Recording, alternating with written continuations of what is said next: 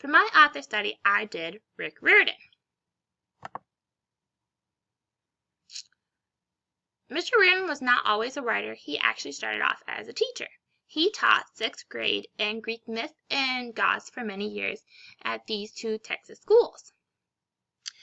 While teaching the Greek myths and gods, they became his passion, along with Egyptian myths and gods.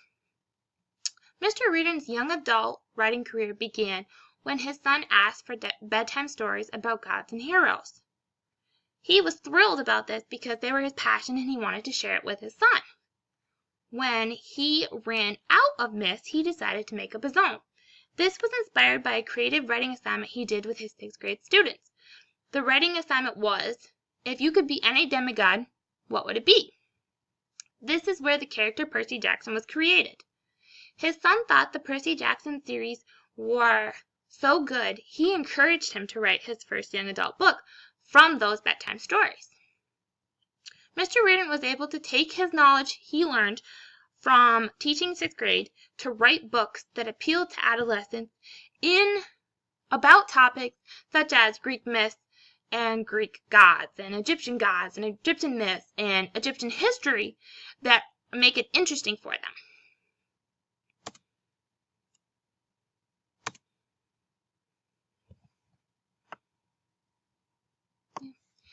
So this series right here is the one that started it all, the Percy Jackson and the Olympians. It follows the demigod son of Poseidon and his friends on a quest to meet gods, battle monsters, and take on the titans from Greek mythology. These next 2 series, The Heroes of Olympus and The Trials of Apollo, are related to the Percy Jackson series. They detail the lives of new demigods at Camp Half-Blood and Jupiter, while tying in Greek mythology. Also, Percy Jackson makes an appearance in each of the series. Before I go any further, I have some little things that I found during my research that I thought were pretty cool. So let's see. Sorry, my internet's a little slow. So I found this on Mr. Riordan's website, and it's a map of Camp Half-Blood.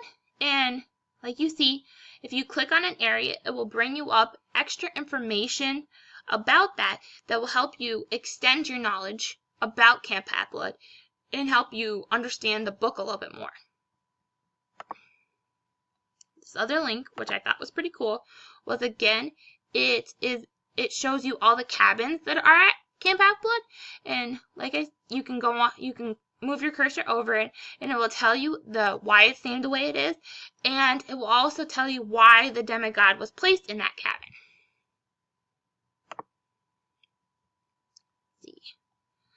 So with these, actually, I found out that the Percy Jackson and the Olympians is so popular as a young adult book that it has become a graphic novel. And I also found out that it's becoming into a children's series. So some other series that Mr. Riordan has done are the Kane Chronicles, which is about 2 siblings who are trying to fight the ancient Egyptian gods that have been accidentally unleashed on the world. So from reading those stories, I found that there was a lot of Egyptian history in them. So I provided this link that I found, which describes greatly about the greatest hits of Egyptian history. It gives you the thing and then gives you a little blurb. It's a great refresher so you can understand what's going on in the book, but it also is a great introduction to topics.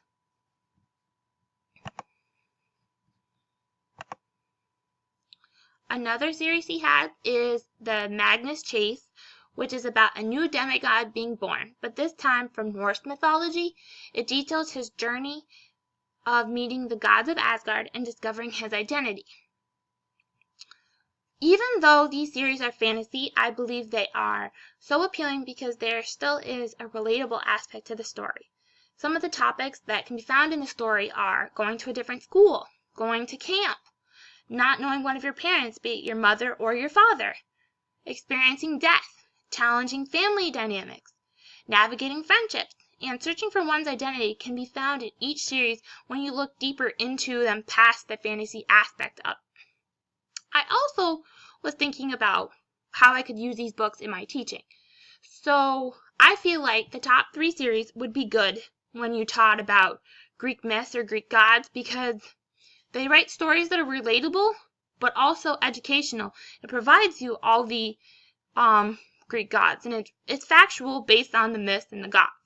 And the King Chronicles is factual about Egyptian gods and myths and provides history and events from Egypt. I feel like these books could be good tie-ins when you do those subjects.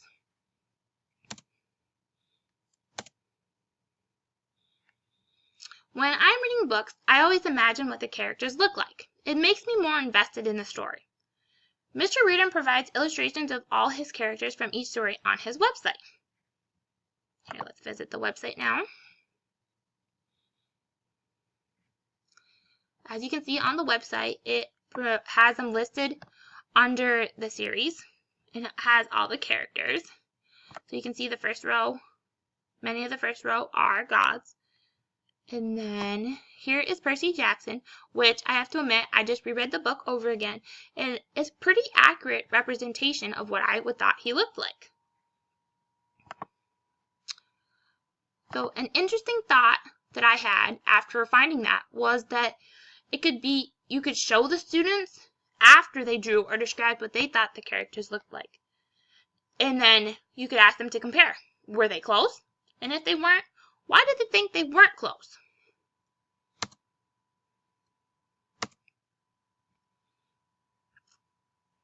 The first 2 books in the Percy Jackson series have been made into movies. I have watched both movies, and I think they're great. And I also think they follow closely with the books. I found out through my research that The Titan's Curse, the 3rd book in the series, is coming to theaters in 2018. One interesting thing I found through my research was that Mr. Riordan is not actively involved in the production of these movies because he doesn't want the film industry to ruin his opinion of the series or ruin his feelings towards his characters.